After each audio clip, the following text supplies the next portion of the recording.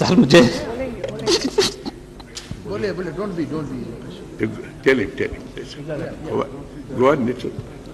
मैंने अपने जीवन से संन्यास लिया है अपने समाज के लिए। मैंने अपने परिवार को छोड़ा है, मैंने अपने मां बाप को छोड़ा है।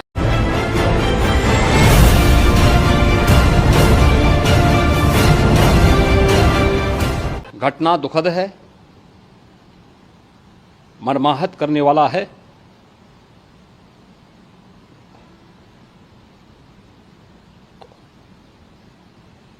उन सभी परिजनों के प्रति हमारी पूरी संवेदना है।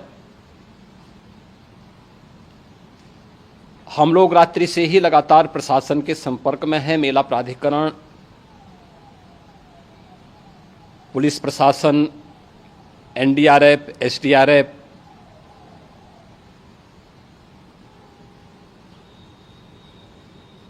और भी अन्य जितने भी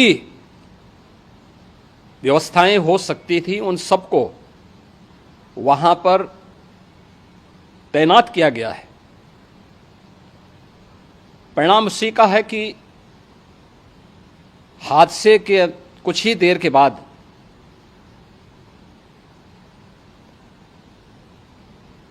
राहत कार्य को ग्रीन कॉरिडोर बना करके प्रशासन ने, पुलिस ने, एनडीआरएफ और एसडीआरएफ के स्वयंसेवकों ने सभी लोगों को हॉस्पिटल तक पहुंचाने का काम किया है। लेकिन दुर्भाग्य से इस दौरान ये मौतें हुई हैं।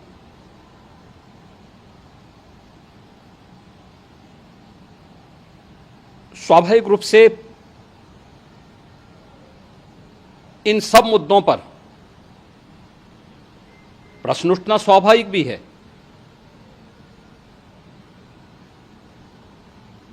उपचार के बाद बहुत सारे लोग अपने परिवारजनों के साथ जा चुके हैं, उनके परिवार के लोग ले जा चुके हैं। जो बाकी बच्चे हैं उनका उपचार चल रहा है। उपचार के सारे इंतजाम वहां किए गए हैं।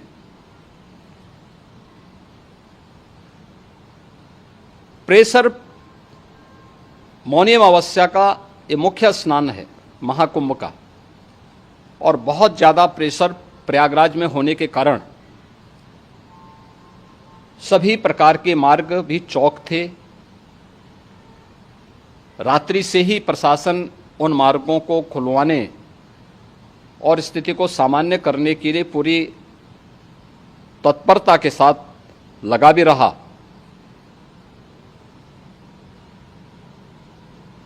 ये सभी घटनाओं के बाद, ये जो हादसा हुआ है, इस हादसा के बाद वहाँ पर अखाड़ों ने जो आज अमृत स्नान ब्रह्म मुहूर्त में 4 बजे से प्रारंभ होना था, मेला प्राधिकरण के अनुरोध पर उन्होंने स्थगित किया था। अपराह्न में अमृत स्नान प्रारंभ हुआ, जिसमें सभी अखाड़ों ने और अन्य जो सहयोगी संस्थाएं हैं उन लोगों ने इसमें भाग लिया। सभी पूज्य आचार्य महामंडलेश्वर भी इस अमृत स्नान में भागीदार बने। प्रयागराज में आज 8 करोड़ से अधिक लोगों का, श्रद्धालुओं का दबाव था। यद्यपि अगल बगल के जनपदों में मिर्जापुर, भदोई, प्रतापगढ़, फतेहपुर, कौशाम्बी, इन सभी जनपदों में भी होर्डिंग एरिया बना करके काफ़ी बड़े पैमाने पर श्रद्धालुओं जनों को रोका गया था, जिन्हें अमृत स्नान संपन्न होने के बाद, जब सभी अखाड़े स्नान संपन्न कर चुके हैं, उसके बाद अब वहाँ से रिलीज किया गया है। इतना भारी दबाव ये पहली बार वहाँ पर देखने को मिला था, और जिसके बारे में हम लोगों ने पूरे इंतजाम करने के प्रयास भी किए गए थे। रेलवे स्टेशनों पर, चाहे वह झूसी हो, चाहे वह प्रयागराज सिटी हो, प्रयागराज हो, फाफामऊ हो, उन सभी पर लगातार दबाव बना रहा। रेलवे ने भी इस दौरान वहां के दबाव को ध्यान में रखते हुए मेला स्पेशल चलाई। रूटीन और मेला स्पेशल को मिलाकर के लगभग 300 से अधिक ट्रेन रेलवे के द्वारा अब तक चलाई जा चुकी हैं, और जिससे श्रद्धालु जनों को उनके गंतव्य तक पहुंचाया जा सके। उत्तर प्रदेश परिवहन निगम ने भी अपनी 8000 से अधिक बसें श्रद्धालु जनों को उनके गंतव्य तक पहुंचाने के लिए लगाया हुआ है, और जिससे उन सबको सुरक्षित उनके घरों तक पहुंचाया जा सके। दिन भर स्मूथली, बहुत ही सुगमता के साथ पूरा स्नान इसके बाद हुआ है, जिसमें पूज्य शंकराचार्य, आचार्य महामंडलेश्वर, वरिष्ठ संतजन और सभी अखाड़ों ने इसमें पूरा सहयोग भी किया और पूरे कार्यक्रम को सकुशल संपन्न करने में अपना योगदान भी दिया है। ये सभी घटनाएं मर्माहत करने वाली भी हैं और एक सबक भी है, लेकिन हादसे के तह में भी जाने की आवश्यकता है। और इसी दिशा से सरकार ने भी तय किया है कि हम इसकी एक जुडिशियल इंक्वायरी भी करेंगे, क्योंकि कई बार रिव्यू होने के बाद स्थानीय स्तर पर हर प्रकार की सतर्कता के बाद आखिर कहां से ऐसे हादसे फिर भी होते हैं और हुए हैं। इसके लिए हम लोगों ने न्यायमूर्ति हर्ष कुमार के नेतृत्व में पूर्व डीजी श्री वीके गुप्ता और retired IAS Shri DK Singh, इन 3 सदस्यीय जुडिशियल कमीशन को भी इसके लिए गठित किया जा रहा है। इन सभी अन्य कार्यों के साथ साथ हम लोगों ने वहाँ की पूरी घटना पर आज पूरे दिन भर एक एक घटना को लेकर के मुख्यमंत्री का जो कंट्रोल रूम था, उस कंट्रोल रूम से भी, चीफ सेक्रेटरी के कंट्रोल रूम से भी, डीजीपी के कंट्रोल रूम से भी लगातार इन चीज़ों की मॉनिटरिंग की जाती रही। दिन भर बैठक चली है और लगातार एक एक घटना को लेकर के वहाँ पर प्रशासन के साथ संवाद भी रहा है, विभिन्न अखाड़ों के साथ संवाद रहा है, अन्य संतों के साथ भी दिन भर हम लोग संवाद बनाते रहे हैं। प्रातःकाल से ही आदरणीय प्रधानमंत्री जी का, माननीय गृह मंत्री जी का, माननीय राष्ट्रीय अध्यक्ष जी का, अन्य तमाम केंद्रीय मंत्रियों का, माननीय रेल मंत्री जी का, प्रदेश की माननीय राज्यपाल महोदया का भी इस संबंध में बराबर आवश्यक दिशा निर्देश भी और मार्गदर्शन भी प्राप्त होता रहा। इसको लेकर के यहाँ पर सरकार ने उसे नीचे मजबूती के साथ कार्य करने का प्रयास किया। घटना अत्यंत दुखद है। मृतकों के प्रति मेरी विनम्र श्रद्धांजलि है।